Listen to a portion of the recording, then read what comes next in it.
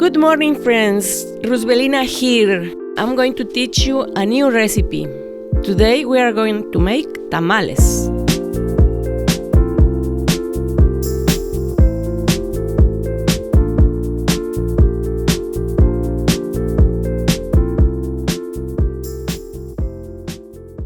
The first thing we have to do is soften the corn husks that are used to wrap the tamales. You can do this in one of two ways. Fill a large pot with cold water and dunk in your leaves to soak overnight or for at least 2 hours. Or you can fill a large pot with really hot water and soak your leaves for 15 or 20 minutes. Now, while your leaves are soaking, let's prepare the ingredients for the tamales. We are making two kinds of tamales today, a vegetarian version and a vegan version. The vegetarian version is the classic rajas con queso with jalapeño, tomato, cheese, and epazote. The vegan version will have mushrooms, zucchini, and poblano chili flavored with cilantro.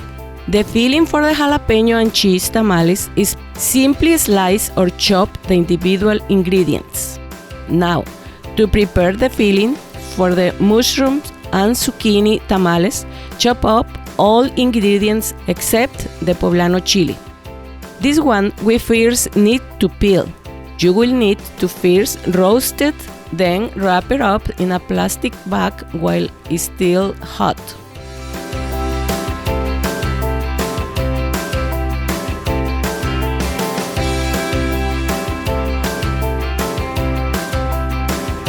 After a few minutes, you may peel them. You can also do as I did here, and I put the chilies in a bowl and cover them with plastic wrap. Notice how they are pliant but are still firm. This is important. Once we have peeled the poblanos, we remove the seeds and cut them in slices. Then we put together our filling.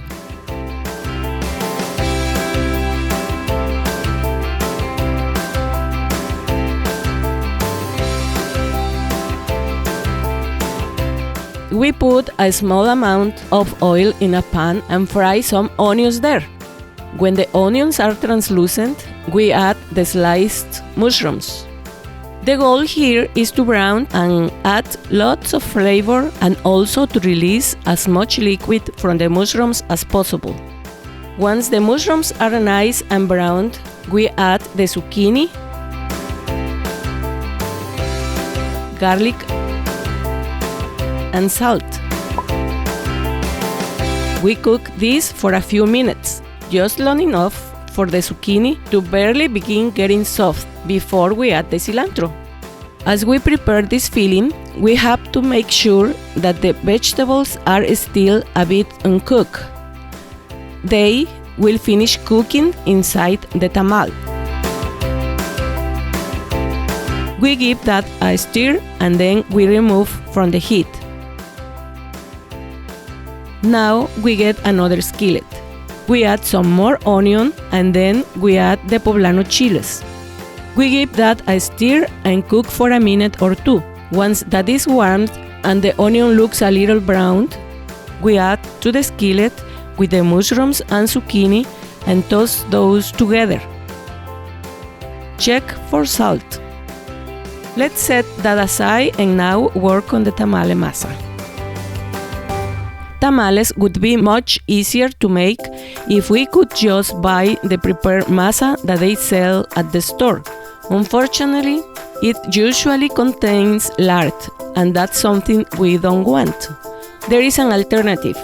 Mexican grocery stores will usually sell something called masa quebrada, which is a dough that has a coarser texture, but the texture is incredible once cooked.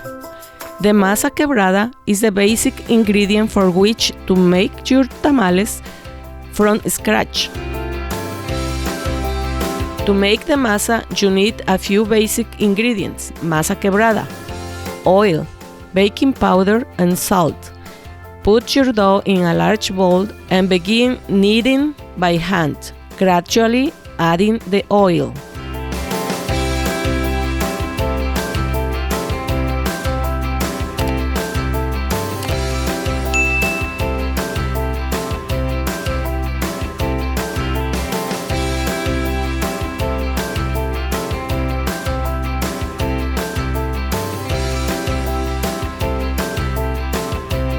Add the baking powder and the salt and continue kneading. You need to knead this a lot.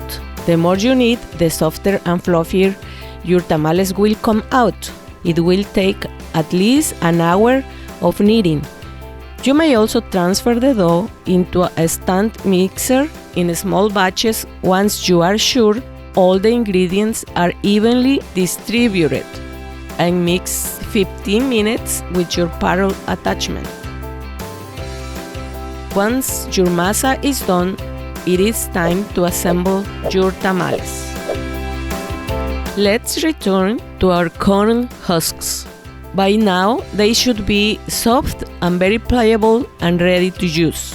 Dump out the water and then give the husks a rinse. Shake out the water by slapping them against the side of the pot or the sink and then transfer them to a colander or large container. We assemble the tamales in this way. First, we put a good spoonful of masa in the corn husk and spread that out to the sides, but not all the way out to the edge. Then we place our ingredients inside and carefully wrap them. There are many ways to wrap tamales. This is how I do it. Fold the sides in, then fold the bottom up. The top will be exposed, and that is fine. Continue doing this for both kinds of tamales. Be generous with your ingredients. Now we prepare our pot for steaming the tamales. You want a nice steamer pot or a pot like this one that comes with a rack. We place the rack and add plenty of water, but not so much that it will go above the rack. You don't want the tamales to be underwater. Drop a few coins.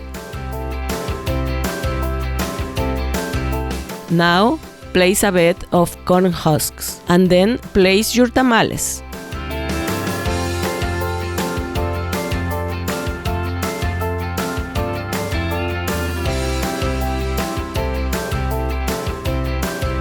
We finish this layer and cover it with corn husk.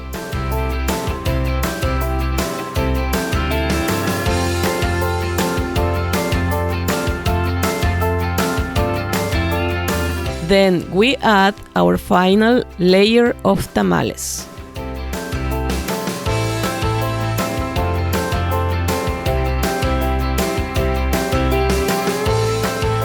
We covered our second layer of tamales with a final layer of corn husk. Notice that we were mindful to make a vent. This is where we place the thickest corn husks so that I could replenish the pot with water if necessary. Cover that with clean kitchen towels.